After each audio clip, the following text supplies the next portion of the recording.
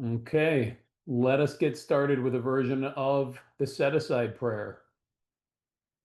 God, please set aside everything that I think I know about myself, my unmanageability, my spiritual path, and you for an open mind and a new experience of myself, my unmanageability, my spiritual path, and especially you. Thanks for taking the steps with us. My name is David. I'm a recovered alcoholic and drug addict, and with me is I am David, recovered addict myself. Welcome, guys. this is not a fellowship group or meeting. Instead, over 12 weeks, we have been taking the 12 steps of recovery together, following the precise, specific, clear-cut directions in the big book of Alcoholics Anonymous. Because this is not a fellowship group, anyone interested in the program recovery in the big book has been welcome to take the steps with us. The goal is to take the steps and learn how to take someone quickly through the steps yourself. Some other information and ground rules. We're recording the audio. We will share it out in the WhatsApp group. If you're not in that WhatsApp group by now, Emily will put the link in the chat. Please try to stay on camera with us today. There's no attendee comment portion during the study, but we will fill questions. If you're having trouble with anything we're talking about, we'll try to answer them as we go or at the end of the study.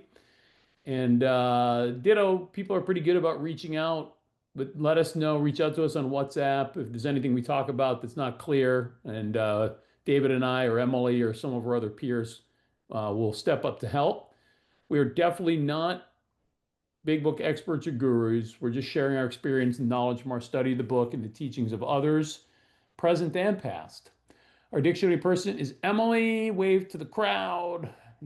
M put the definitions in the WhatsApp group already, and she'll maybe paste them again here in the chat as we go. And we're not going to show any resources this week, but if you're with us in previous weeks, like we showed some worksheets for like the 4-step and the 8-step, and you can find all that stuff at www.purposeofthisbook.com. And all those things are mentioned. The podcast recordings of the website, those are not commercial enterprises. They're just recovery focused. There's no ads or anything like that, guys. Okay. So the deal is no recap because last week, in my solo act, while David was away, we did a whole recap, steps 1 through 11. So hopefully you were here for that and you got the recap, which lets us barrel straight into step 12. There's a lot of step 12 we want to cover. So we're going to be moving quickly because we want to keep it to just about an hour as we always do. So let's dive right in. Step 12, I'm going to read it out of the book, as always, from top of page 60. Having had a spiritual awakening as the result of these steps, we tried to carry this message to alcoholics and to practice these principles in all our affairs. Okay. And then where we're going to pick up is page 89, which is chapter 7, working with others. This chapter is entirely dedicated to step 12, as was stated, and we ended step 11 2 weeks ago. Okay, here we go. Page 89, chapter 7, working with others. Practical experience shows that nothing will so much ensure immunity from drinking as intensive work with other alcoholics. It works when other activities fail. This is our 12th suggestion. Carry this message to other alcoholics. You can help when no one else can. You can secure their confidence when others fail. Remember, they are very ill. Go ahead, jump right in, David. All right, so the chapter is entitled "Working with Others," and as David read off of page 60 and how it works, it says, "Having had a spiritual awakening." So, 3 parts to the 12th step. The first part is that I've had a spiritual awakening, which is the real blessing, which is the real promise of working the steps. Then the charge for that is, as a result of these steps or the course of action I've taken, we tried to carry this message to alcoholics, and that's where this chapter comes into play, working with others. The third part of the 12th step is not really necessarily addressed in this chapter. It is to some degree. Where it's really addressed at is in the following chapters, to wives, to the family afterwards, and to the employers. And what it's going to address in those 3 chapters are principles of success. that I can apply. So when I read those other 3 chapters, like for instance, Two Wives, I don't necessarily have to look at it as to my wife. I can look at it as though it's for me. And one of the principles of success in the chapter Two Wives is not to argue. That's like number 14 of those principles of success. We have them numbered. I got them all from Howard and Kathy. And if you guys ever want them, I can email them to you.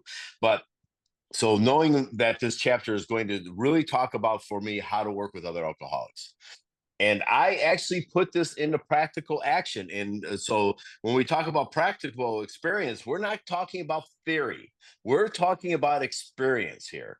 And then it shows that nothing will so much ensure immunity from out drinking as intensive work with other alcoholics. What does that mean? That means one-on-one. That means eyeball to eyeball, sitting across the table from you, or maybe even on a Zoom meeting, for instance, because we have that luxury today to be able to do that. And then it works when other activities fail. That is a promise. Put it into practical action. It is a promise. This is our 12 suggestion in squiggly writing, 12 suggestion. Carry this message, not some other half measures, washed down version, because here's what prior to me studying the Big Book of Alcoholics Anonymous, my message was a little of the 12 and 12, a little of the Big Book, and a whole lot of my opinion. And that'll end up, someone will die from that. But if I come out of this, there's a guarantee. I have never, ever seen anyone fail who's honestly and thoroughly worked these steps. They have not had a spiritual experience. Now, there's a caveat to that. I got to live in the disciplines of 10 and 11 and 12, but we covered those in prior weeks. So we should be well aware that that's where we live at today. And then it says, you can help. The fingers are pointing right at me when no one else can. So I'll get to this in 1 second. You can secure their confidence when others fail. Remember, they are very ill. Where am I going to meet these people at? I'm going to meet them at meetings. I'm going to meet them newcomers. That's why it's important for me to get to meetings so that I can make my approach. And there's 19 approach references or something like that in the Big Book of Alcoholics Anonymous. So carrying this message is an approach reference. You get help when no one else can. There's a piece of literature why we were chosen. We don't have time to get into that. Look it up. It's a wonderful piece of literature to look at. It's one of my favorite things. It'll bring a tear to your eye when you find the usefulness and all that, like how I am a useful member of a 12-step program. I can actually affect someone else's life and watch. And the book's going to continue to talk about in the next paragraph, especially. But you can secure their confidence. Remember, they're very, very ill of spirit, mind, and body. Yeah, David did a nice job there, so I'm not going to run back through it. All I want to do is emphasize a few keywords in there. Practical experience. This is what actually happened. Again, David said it's not theory. Immunity from drinking. That means I'm going to be like protected against it, vaccinated from drinking also. Intensive work, and that intensive work is me helping somebody else. It's not me intensively working with my sponsor. It's me carrying the message forward, right? Those are just such important words in that first sentence. Okay, we're going to move on to the next paragraph. Starts out with another promise. Life will take on new meaning. To watch people recover, to see them help others, to watch loneliness vanish, to see a fellowship grow up about you, to have a host of friends. This is an experience you must not miss. And the point of that is, this is what we get from working with others. We get all of that. We know you will not want to miss it. I sure don't want to miss it. Frequent contact with newcomers and with each other is the bright spot of our lives. Yeah, David and I were in a live meeting on Wednesday night, and David brought up in a meeting, and he says this quite often. Why is better something that we're going to settle for? Just a better life? No, dude, not better. Like freaking exciting and new. The word "new" means that I haven't experienced this yet. Life will take on a new meaning. Like I am actually living two lives in one. That life I lived before recovery, and now as a recovered alcoholic drug addict, I live a new life today.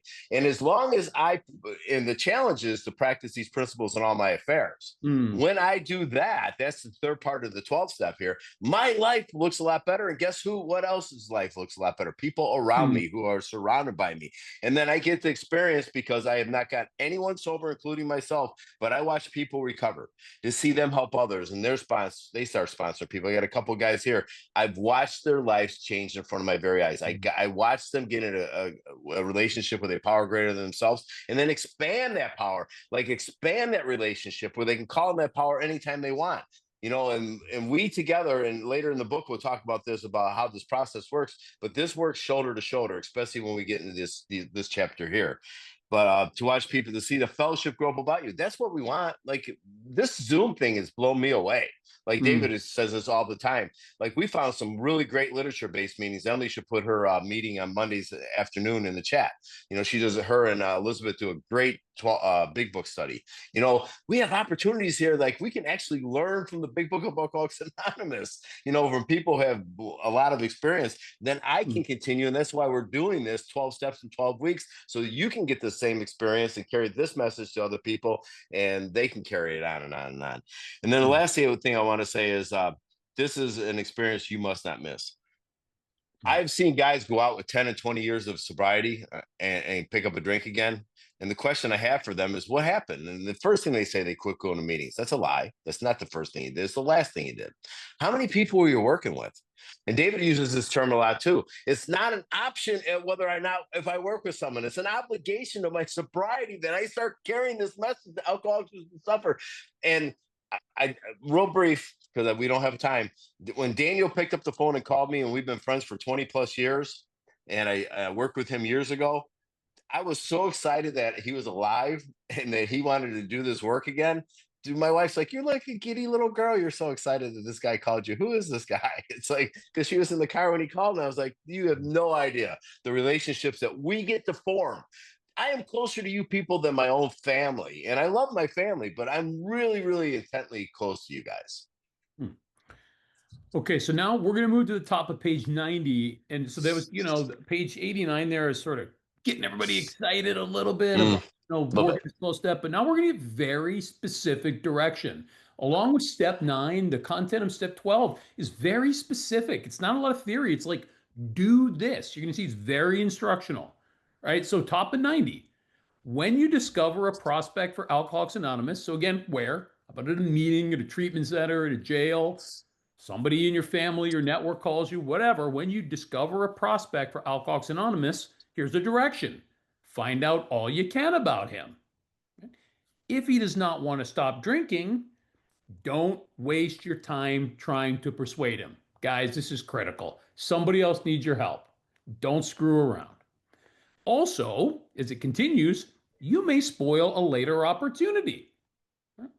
This advice is given for his family also. They should be patient, realizing they're dealing with a sick person. How would they know that? Well, if the family is part of the introduction, you can explain that to them. But this is black and white, guys. This is not theory. It's not lofty. It says you meet someone, find out what you can about them. They're not interested. Move on. That's it. All right, see how simple? Yeah, and I will keep it brief here. So when you discover a prospect, so that's another approach reference. You know, when I go to a meeting, I find someone that's rather new, or in the next paragraph we'll get into a little bit more. But as I get to know, find out about a little bit about this person, find out all you can about him. Like when Daniel came back, we went out to lunch. And we spent, it was a wonderful lunch. It was like flew by, but it was like 2 hours. I found out all I could about him. Like I actually followed the directions in working with others. I had never done that before, and I got to know that war story. Right now, we never have to discuss that war story again if you stay recovered. It's just not necessary for me. But again, David's point is so valid. Don't waste your time trying to persuade him that he's an alcoholic. It's just a gallant amount of time wasted. But don't give up on the guy. At the same time, I would never give up on anyone in Alcoholics Anonymous, Cocaine Anonymous, or any A that I go to, simply because I understand the first step. I understand powerlessness. I understand what unmanageability looks like. So when you get ready, let's get busy and do the work. But if you're gonna tell me it's raining outside, and well, I don't want to get into this. It's a stupid story my one sponsor used to tell me. But so what it says is that they should be patient, realizing they are dealing with a sick person. So I need to understand physically, mentally, and spiritually. And when their outside world starts getting a little bit better, they can still be willing to go to any lengths and get to monitor that. So in that first paragraph, there was 2 specific instructions, right? The first one was find out all you can about him. And then the second one was, if he doesn't want to stop drinking, don't waste time trying to persuade him. So if you want to underline and mark those instructions 1 and 2. Next paragraph, we've got a couple more. Here's the third one. If there is any indication that he wants to stop, have a good talk with the person most interested in him, usually his wife. Now, I'm going to say, if the wife is not a part of the picture, don't go seek her out, right? The idea was the wife came to you, to your wife or your friend or whatever, right? So just be careful here. Don't overstep. But that's number three, right? Have a good talk with the person if appropriate, right?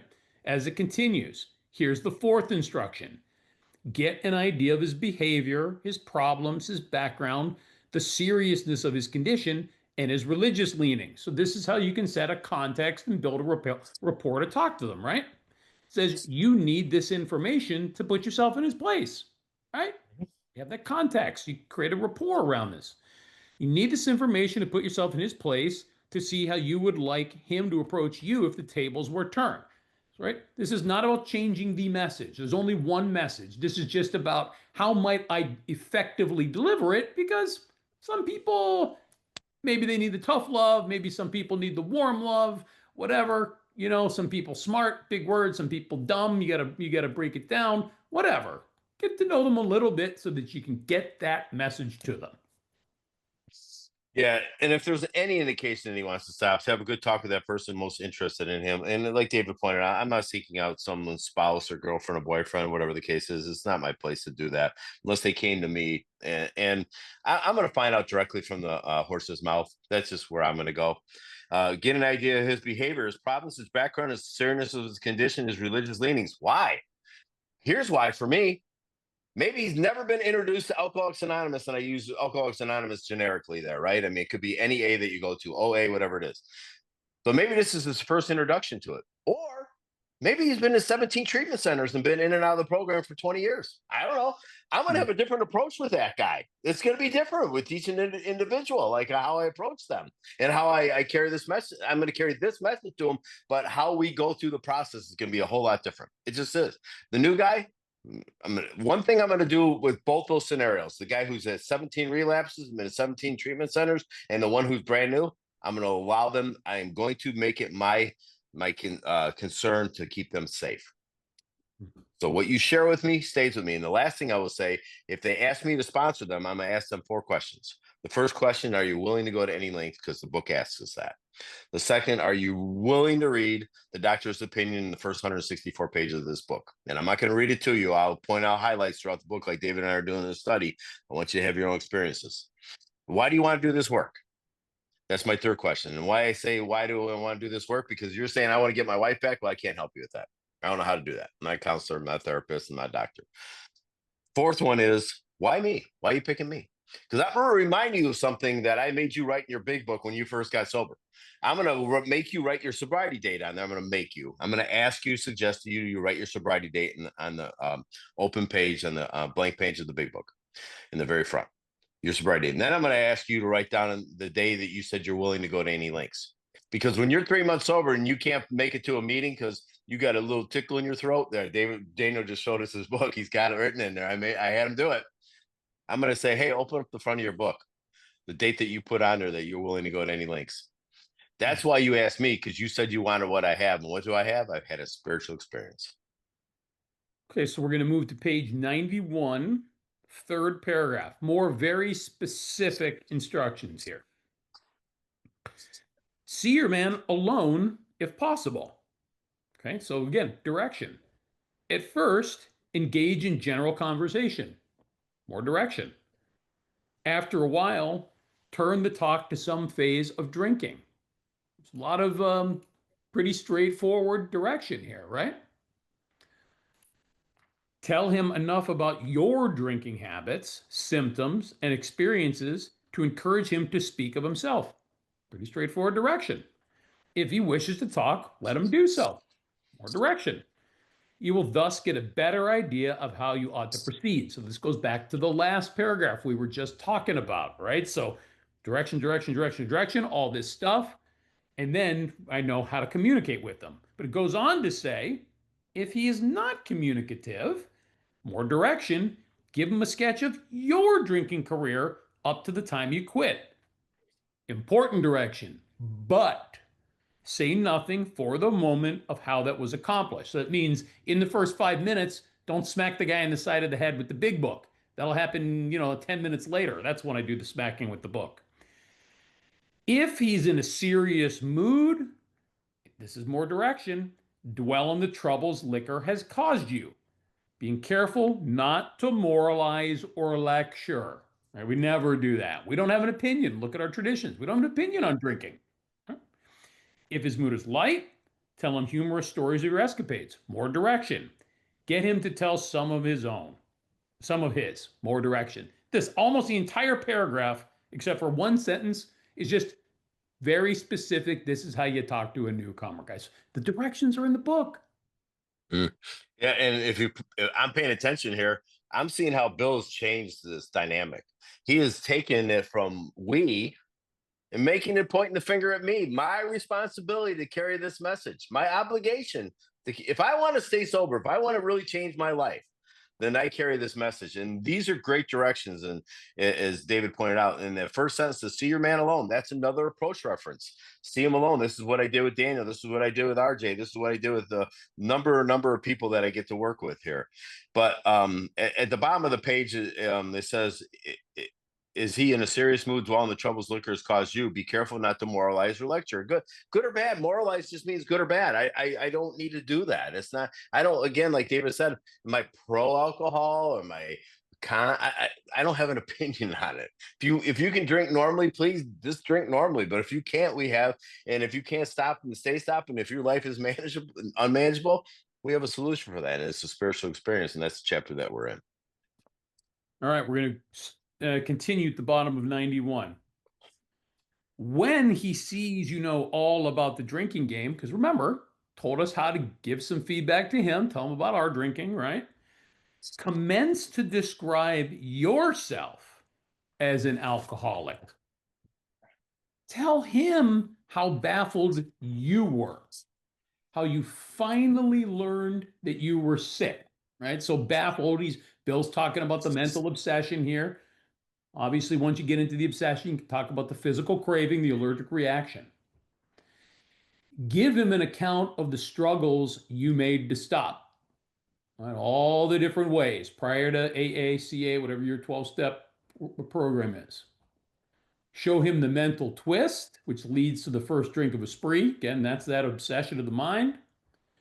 We suggest you do this as we have done it in the chapter on alcoholism. So again, more direction. So you might have to go back to more about alcoholism, but chapter 3 and say, wait, how did they do it? And they talk about that's we've got like Jim and Fred and how they did those approaches, right? Go back to those things. If he is alcoholic, the newcomer we've approached, he will understand you at once. This has been my experience, guys. A few times I've met people and they're like, "Man, my drinking wasn't like that." And I'm like, "Well, when you start drinking, can you control the amount you take?" Yeah, I can stop anytime. I'm like, "Okay, well, are you able to just not drink? You don't feel like drinking?" Yeah. I'm like, "Okay, well, I got nothing for you because you're not sick like me, right?" But if he's alcoholic, he will understand you at once. He will match your mental inconsistencies with some of his own. Means he's going to appreciate that mental obsession. Yeah, and as David's pointing out here, it's like I'm looking for, did I drink, think, or feel like him? And that's what I'm trying to identify with, right? Same way I was read the first pages of Bill's story, the same way David just pointed out Jim Fred or the Man of 30 story, whatever, the Jaywalker. I mean, and you change that or the Jaywalker into drinking. It's the same theory. Just use the same theory for that. And it says here how you finally learned that you were sick. What step comes before step 1? Step 0. There is a step 0. There is. That's how I got to Alcoholics Anonymous. I was a step 0. I ran out of plans that I could come up with my own to stay sober. That is a place of hopelessness. That's where I needed to be, hopeless. And then I have an opportunity here to grow spiritually. That's the whole plan here. Then it talks about it in there. It says, give an account of your struggles you made to stop. On my own power, I couldn't stop. I have no power, no choice, no control. I am armed with the facts about alcoholism, and what they were talking about here is also how you finally learned that you were sick, about the spiritual malady. See, the first step says empowers over alcohol. That's a problem. That's not the problem. I haven't, excuse me, haven't had a drink in almost 26 years. That can't be the problem. My life is unmanageable. On page 52, second paragraph, second sentence, and I told David, and we both just said we're not going to go back in the book, but read that bedevilments on page 52. And it's a good place for us to go. I won't read it to you. You guys probably all familiar with the bedevilments, but it's a good check-in place for me anytime in my sobriety. Am I agnostic about something? Like, do I think God can't fix my relationships? Then I look at the bedevilments and say, hey, am I having trouble with personal relationships right now? I may be in untreated alcoholism at this point. That's why I can counsel with other people. That's why I have a sponsor. And then lastly on that page is, we suggest you do this as we've done it in the chapter on alcoholism. So that's where we find those 3 stories of Jim, Fred, and the man of 30. So there's plenty of places for me to book in the book for me to relate. Okay, so we're going to continue to the next paragraph. And really, this is all about going back to more about alcoholism as well, right? If you look at this direction in here. So if you are satisfied that he's a real alcoholic, right? Got the physical, mental, the spiritual, all 3 of those illnesses, begin to dwell on the hopeless feature of the malady. Hopeless is a great place to be in step 1, right? That means they're going to be willing to move on to step 2. Show the newcomer, from your own experience, how the queer mental condition surrounding that first drink prevents normal functioning of the willpower. Remember, this is the insanity. In my unrecovered state, I don't have sane thinking about alcohol. I think I will control it tonight. Tonight will be different, right? Insane thinking. Don't at this stage refer to this book. So we're still not beating him in the head with the book. It's coming soon, I promise. So don't at this stage refer to this book unless he has seen it and wishes to discuss it. Remember, brand new guy, no experience with AA, not seen the book. Guy who's been in and out for 20 years, he's seen the book. He's just probably never read it or had anybody take him through it. And be careful not to brand him as an alcoholic. That is not our job, right? I can qualify him, but it's different from me telling him he's an alcoholic. Let him draw his own conclusion. If he sticks to the idea that he can still control his drinking, tell him that he possibly can, if he's not too alcoholic. And we're not going to go back, but I'll just tell you that the reference back to page 44, first paragraph. But insist that if he is severely afflicted, there may be little chance he can recover by himself. Spoiler alert, he's going to need a spiritual experience. Yeah, so if you're satisfied he's a real alcoholic, so some people say don't brand him as an alcoholic. The book's kind of telling me a little bit differently here because I'm taking his inventory. So one thing that we do, David and I, when we go to treatment centers, we walk in there and we tell them right away that we're not here to diagnose any of you. We're here to tell you that we're real alcoholic and drug addicts, and we have found a guaranteed solution to our problem, and it's a relationship with power. So, and then we explain step 1 to them for a whole hour.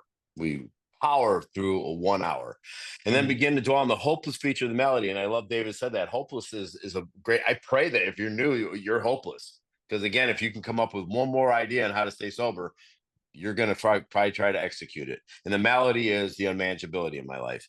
Show him, don't tell him, show him from your own experience, not your theory. And then it says halfway down the pages, and be careful not to brand him as an alcoholic. Let him draw his own conclusions. So I'm presenting page 44, that first paragraph, to him. And if he sticks to the idea that he can still control his drinking, tell him that he possibly can. If he's not too alcoholic, well, ladies, can you be a little bit pregnant?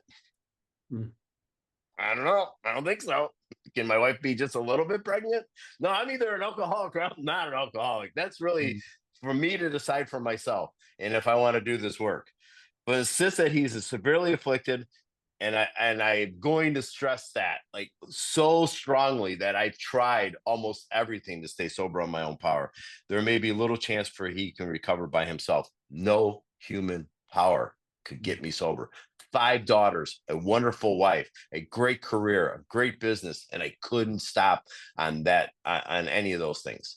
I stopped because I had a moment of clarity where God froze the liar in me so I could see the truth. that I wouldn't be able, that this is my life and it's never getting any better than this. And I did something against my nature. I went to the payphone and I called somebody in Alcoholics Anonymous and asked them for help. And my life has never been the same again. All right, next paragraph. Look at this, how all these sentences start. Continue, talk, keep, explain. It's just very black and white direction here, guys. Continue to speak of alcoholism as an illness, a fatal malady. These are all directions. Talk about the conditions of body and mind which accompany it. Okay, so we're getting into sort of broken record here, but it's okay, right? Talk about the obsession and the allergy. Keep his attention focused mainly on your personal experience, my personal experience. Explain that many are doomed who never realize their predicament. Why do people not realize their predicament? Because it doesn't occur to them because they're not educated. That is our job to educate them, guys. Doctors are rightly loath to tell alcoholic patients the whole story unless it will serve some good purpose. I actually think this is different today. Doctors know more now about what happens to alcoholics, so they'll say, hey, you're going to die, you're going to kill yourself. This has definitely changed in the last 80 plus years. But you may talk to him about the hopelessness of alcoholism because you offer a solution.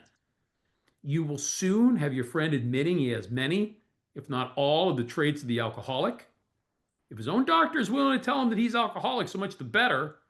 And even though your protege may not have entirely admitted his condition, he has become very curious to know how you got well. Well, let him ask you that question if he will. Italics.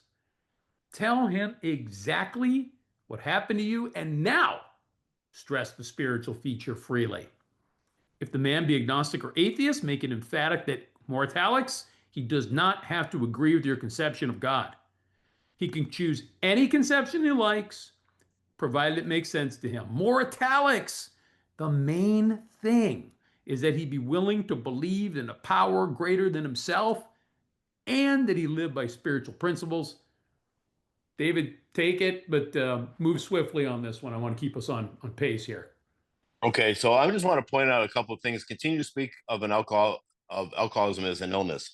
You realize that Bill is using the word illness throughout the Big Book of Alcoholics Anonymous. He's not using the word disease. The reason why he's not using the disease because not until 1956, where the AMA finally said, "Yeah, you know what? Alcoholism is a disease." You know, so the proper terminology Bill was using was illness. And when David and I first started doing our Big Book study about 5.5 years ago, either online or live, we used the word illness the whole time. But now, you know, we mix it in all the time. Disease, and disease means disease, discomfort. That is the malady. And then keep his attention focused mainly on on your personal experience. So I'm trying to give him a vision for what his life's going to. There's a chapter called A Vision for You. I am certainly going to let them know that there's a better way to live their life. And if you don't know that, when I pulled up and I gave you a big hug, it's because I was excited to start working with you. That is how I feel. I'm enthusiastic about your recovery because I know this works every single time. And then it says on the bottom, towards the bottom of the page, because Bill has a really run-on paragraph here, but you may talk to him about his hopelessness of alcoholism because you offer a solution. Not my solution. The solution out of the Big Book of Alcoholics Anonymous. Let's stop there. Yep. More directions are going to be moved to page 94, paragraph 1. Outline the program of action. So now we're telling him how we do this thing. We're starting with the steps. Outline the program of action, explaining how you made a self-appraisal. Right? I have to admit to my innermost self. How you straightened out your past, sound like the steps in here, and why you are now endeavoring to be helpful to him. Step 12. It is important for him to realize that your attempt to pass this on to him plays a vital part in your own recovery. This is the whole point of the second clause. Try to carry this message to alcoholics that's in our 12th step. Actually, he may be helping you more than you're helping him. Make it plain he's under no obligation to you, that you hope only that he will try to help other alcoholics when he escapes his own difficulties. Suggest how important it is that he place the welfare of other people ahead of his own. Make it clear he's not under pressure, and he needn't see you again if he doesn't want to. You shouldn't be offended if he wants to call it off, for he's helped you more than you've helped him. If your talk has been sane, quiet, and full of human understanding, which, by the way, I can deliver content sane, quiet, and full of human understanding if I do all the work before this thoroughly and honestly, you've perhaps made a friend. Maybe you've disturbed him about the question of alcoholism. This is all to the good. The more hopeless he feels, the better. It's a paradox, guys. He will be more likely to follow your suggestions. We want him hopeless. We want him powerless. That means he's going to say, yes, please help me. Please throw me the life preserver. Yeah, as I pointed out in the prior paragraph where it said illness, the word disease is only used twice, once in the 12 and 12 and once in the big book, just so you know. And then 1956, then we could start using the word disease. So we outlined this program of action. So in plain language, not necessarily out of the plain language big book, whatever, do what you want. I don't care. But this self-appraisal that I needed to take care, how you made a self-appraisal, steps 4, 5, 6, and 7, and how you straightened out your past, steps 8 and 9, and why you're now endeavoring to help be helpful, as David pointed out, step 12. And then it says it is important for him to realize that your attempt to pass this on to him plays a vital part in your recovery. Step 12, vital meaning necessary for the continuance of life.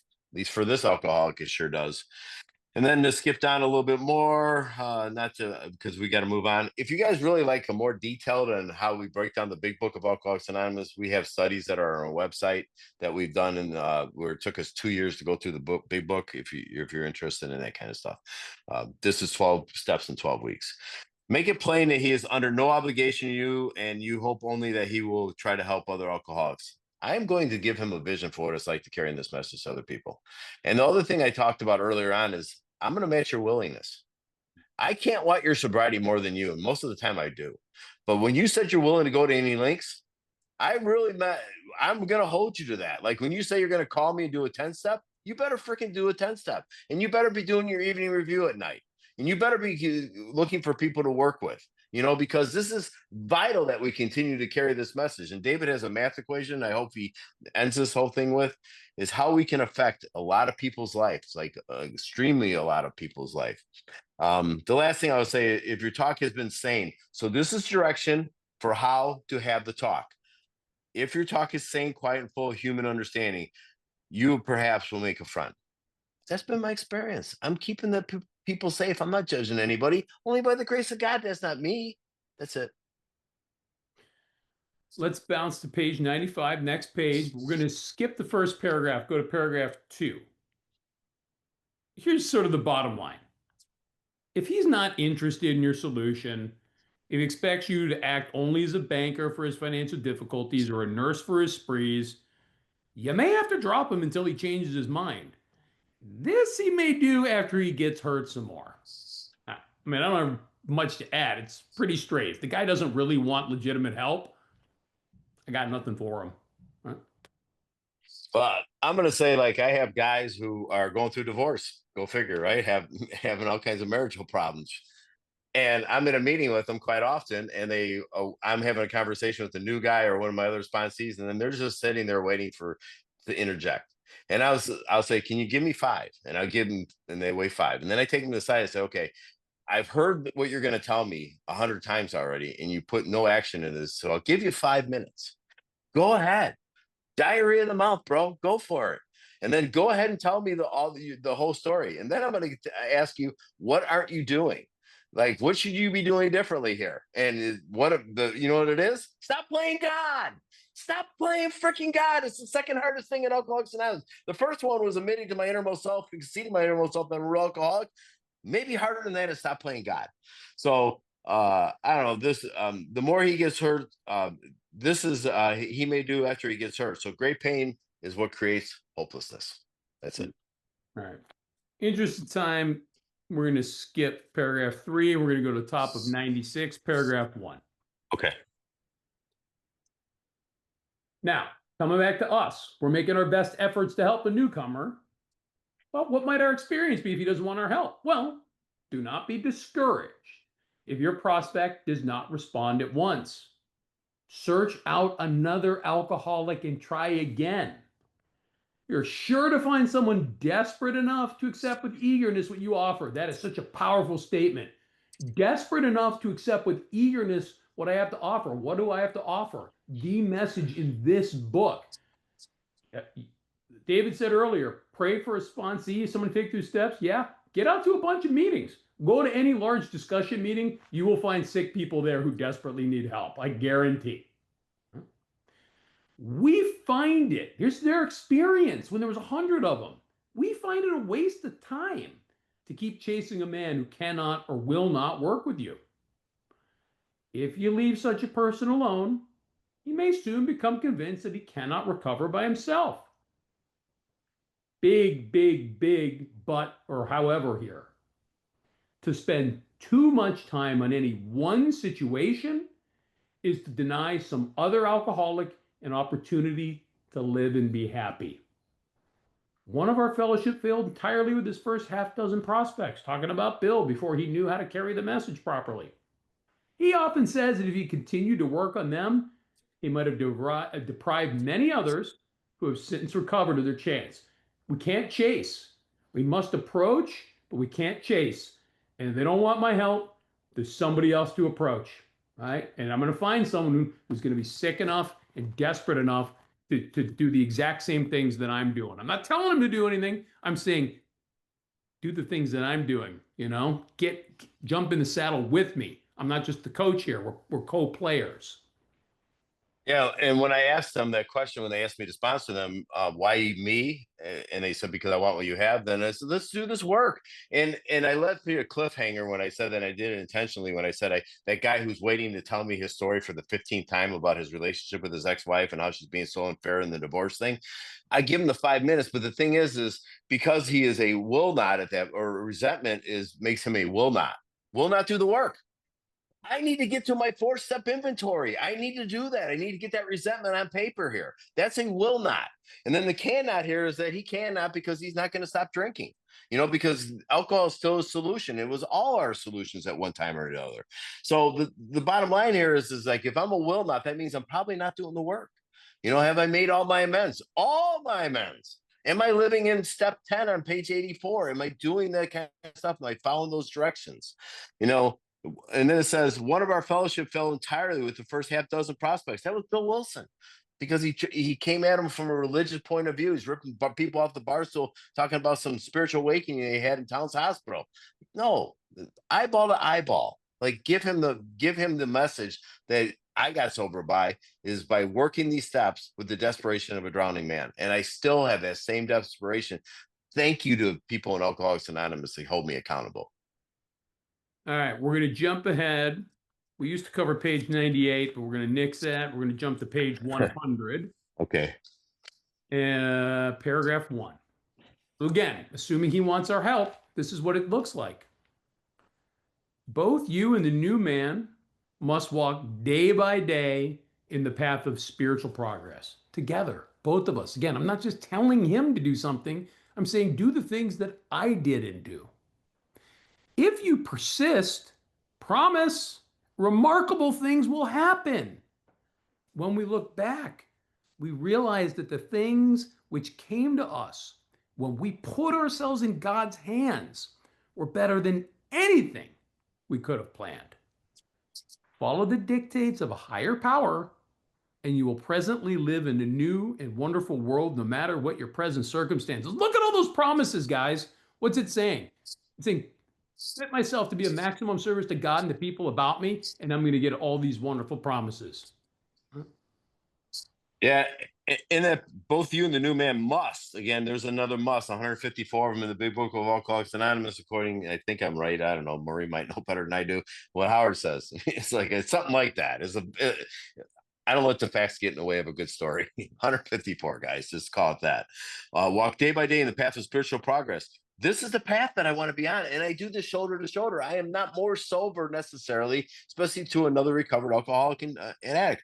My job is to make you feel safe. I get to sponsor a couple women in this program with the permission of my wife. And as I've taken them through the work, I make them feel safe, and I do that with the guys I work with too. I'm not here to lecture them. I'm not here to point out to them. I'm here to be so we can have an honest relationship and full of integrity. And then it says, follow the dictates of a higher power in the bottom of that paragraph, and you will presently live in a new and wonderful world. That's a pretty darn good promise. A lot of times people will say things like, just get to a meeting and call your sponsor. Those are wonderful ideas. And if you're getting to the meeting for the right reason, is to carry this message, to make an approach and get out of yourself by working with another, or if you're going to call your sponsor and set up that meeting to have do your 5th step, or talk about your 8-step list and all that stuff like that, that's great too. But this wonderful world, no matter what your present circumstance, this doesn't matter about my external world. This is an internal condition that is an internal solution. And then when my internal solution changes, my outside starts to change. And it's in that exact order. You'll notice down the stretch of this chapter here where it's heavy, heavy, heavy direction. Now we're getting into sort of promises and this sort of vision for you, like David was talking about. It's giving us a larger sort of view of things. So let's jump to the bottom of page 100. This is the message for the person we're helping, but also for us, right? As we're growing and walking the spiritual road together. Assuming we are spiritually fit, we can do all sorts of things alcoholics are not supposed to do. People have said we must not go where liquor is served. We must not have it in our homes. We must shun friends who drink. We must avoid moving pictures which show drinking scenes. We must not go into bars. Our friends must hide their bottles when we go to their houses. We mustn't think or be reminded about alcohol at all. Our experience shows this is not necessarily so. I'm going to say, my experience says that's not true at all. I'm around people drinking all the time. I don't care. I have 3 business partners. We travel. Guess who's the full-time designated driver? I take great pleasure in letting them drink nice, expensive bottles of wine at dinner, and I'm not interested, and I make sure we all get back to the hotel safely. I can be around liquor all the time. Why? Because I've been restored to sanity. When it occurs to me to have a drink, which every once in a while it does because I'm an alcoholic, I'm like, not for me. And I move on to the next thing. Yeah, and I'll tell a little bit. David and I are pretty intimate in our relationship, and I know he goes fishing. He's going in a couple of weeks with some of his college buddies. He goes every year after year, and they don't drink out of control by any means, but they drink the whole time.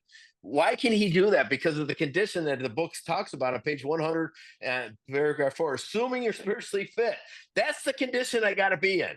I got to be spiritually fit, and how do I do that? Living in the disciplines of 10 and 11, 12, having had a spiritual experience. I can do all sorts of things that other people can do. That I need to check myself. I've been to weddings where I had to leave early in sobriety. Today I can be free. I don't hang out. Don't get me wrong. I do get tired of people hanging on me and telling me the same story over and over again. I'm just saying, but in that page, and when you flip the page to 101, it says we must shun friends who drink. We must avoid moving pictures. So no, none of that's true as long as I'm spiritually fit. That's the condition. And speaking of conditions, we're going to carry on. We meet these conditions every day. And it goes back to page 84. Not going to go there. Just make a little note. Look back at 84. An alcoholic who cannot meet them still has an alcoholic mind. There is something the matter with his spiritual status. Maybe it never improved. Or maybe it's better, but it's not good and certainly isn't great. His only chance for sobriety would be someplace like the Greenland ice cap. And even there, an Eskimo might show up with a bottle of scotch and ruin everything. Ask any woman who sent her husband to distant places on the theory he would escape the alcohol problem. You guys have heard a million different slogans like this in meetings. Everywhere I go, anywhere I go, there I am. I don't have much to add to that one. Okay. Yeah. So we meet these conditions every day, as David pointed out. As an alcoholic who cannot meet these and still has an alcoholic mind. So let me just break down the big book for you guys. Doctor's opinion up to page 23. We're talking about what happens to us when we put a drink in our body. Page 23 through 43. That's the alcoholic mind. The big book is going to give us 20 total pages dedicated to just the obsession of the mind. And then on page 44, page 45, page 52, page 60 through 62, it's going to direct us to what the spiritual malady, the unmanageability looks like. So 2/3 of the book, for the most part, is going to be dedicated to just the first step. You think the first step's important? I think it's vitally important. So, I don't have any more to add to that. Continuing on, second paragraph. In our belief, any scheme of combating alcoholism, which proposes to shield the sick man from temptation, is doomed to failure. We're not combating alcoholism here, right?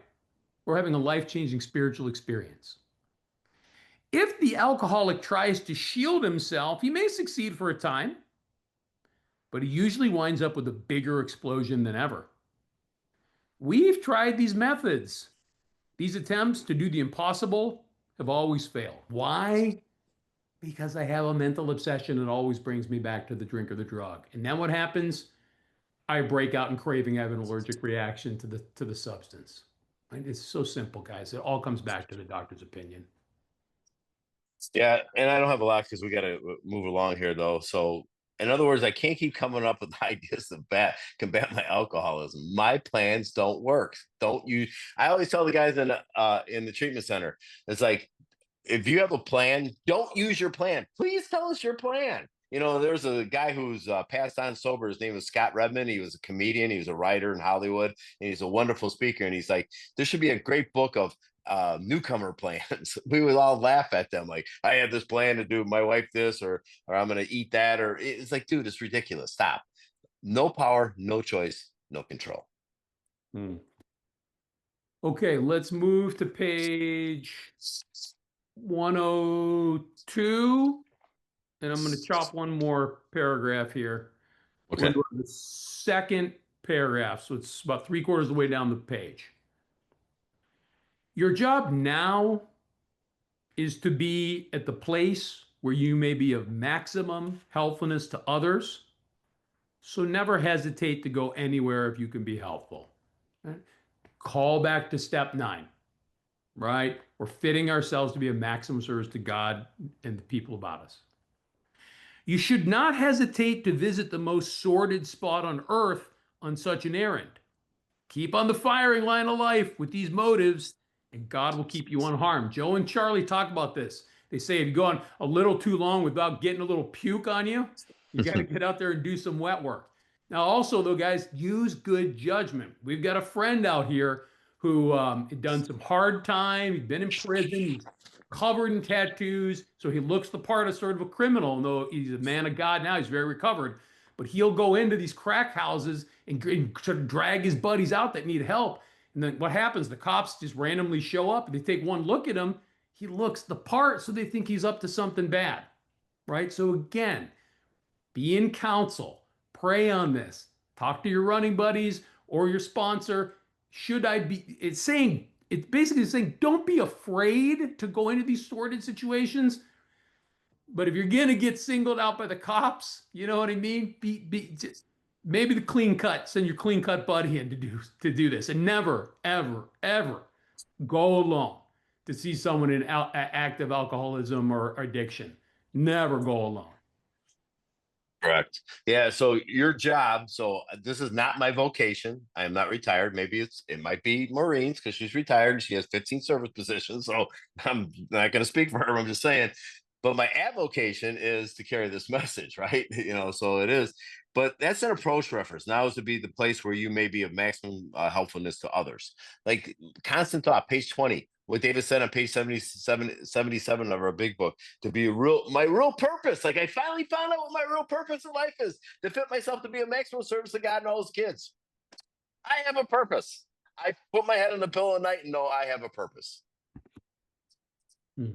Last piece we're going to read, and then we're going to do a little math exercise to wrap this up. Awesome. Last little bit in italics on bottom of page 103. After all, our problems were of our own making. Bottles were only a symbol. Besides, we stopped fighting anybody or anything. We have to. It's a callback, guys, to page 62 and page 84 and so many other pages before that. Bottles were only a symbol. The alcohol was not my problem. Was it a problem? Yeah. But what was my real problem, guys? It was my spiritual malady. It's the stuff in my head, my heart, my gut, basically my soul. All the stuff inside of me that made me who I was. Yeah, the only thing I'll add to that thing is my problems are not coming at me, they're coming from me. And page 62 says our troubles are our own making. So what if I stop making trouble for myself? Hmm. I probably won't have as many problems. Two What an thumbs up. idea. All right. So big finisher, guys. And thank you for those of you who have been with us the whole Yeah. time. This has been fun. 12 steps in 12 weeks. Technically, we did 13 weeks because we did our little recap. Remember, we read at the beginning of every week, and everybody's got to carry this with them. The whole point of this is not for David to just sit up here and talk at you and lecture. It's for us to give you a system using the book to be able to take somebody else through the work. And here's what this could look like. I want everybody to really absorb what I'm going to lay down here. So there's 200 plus 12-step fellowships today. They all started from Alcoholics Anonymous. That was the original one, right? That's the whole point. There's the history in this book and many others. If you look on AA.org, they have a little census, you know, they say every few years how many people are in AA. And if you look at the last 20 years, plus or minus 10% up and down, is 2 million people a year, every year. And I'm like, man, how is this plateaued for 20 years? And why is there only 2 million people? And if you think about the other 200 or so fellowships, some of them are very small, guys. I wouldn't be surprised if all the other fellowships combined were maybe just another 2 million. You know, I mean, Mhm. so there's maybe 4, 5, 6 million people in 12-step recovery from all of our substance and process addictions. Guys, that's not that many people. There's 8 billion people on this planet, and 10% by the numbers, by science, are alcoholics or addicts. That means there's 800 million people that need help.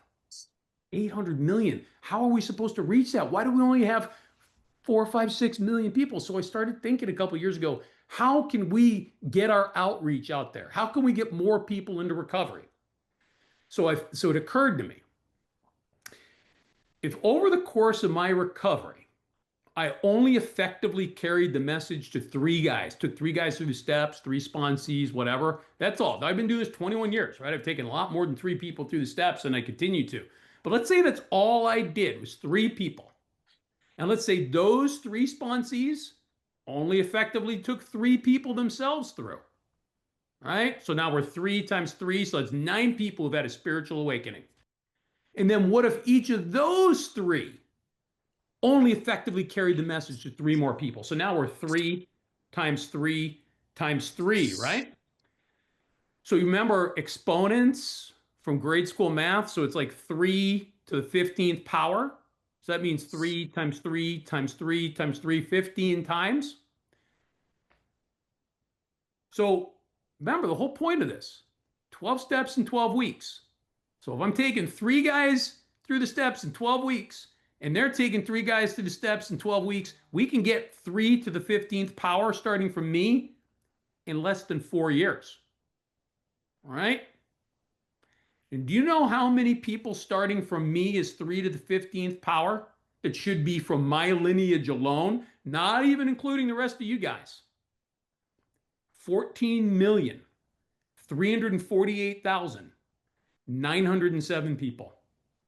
Starting from me, verify my math. When we're done, Google it. Say, what is 3 to the 15th power? 14,348,907 people. That means going back 4 years for the 3 guys that were sponsored at that time, and I think I had 7 or so sponsees about 4 years ago that I was taking through the work. There should be over 14 million people in AA and CA collectively. Why are we still sitting at 2 million people, guys? Right? Where are we falling down on the job?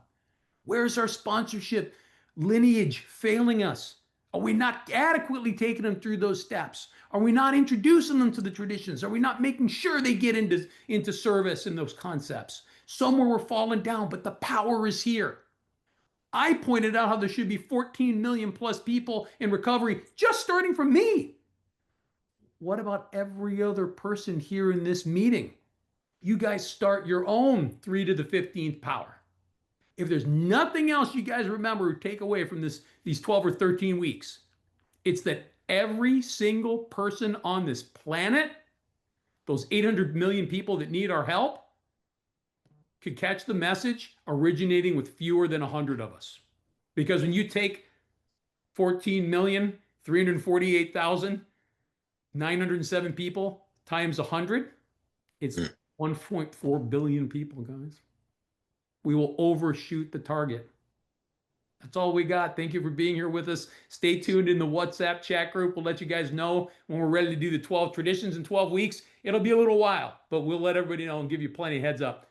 Thank you all. God Yeah. bless you guys. God bless you guys. Thanks so much. Thanks for being here. Thank you, Emily. Thank you, Emily. Yes, for all your work. Yep. Appreciate you guys.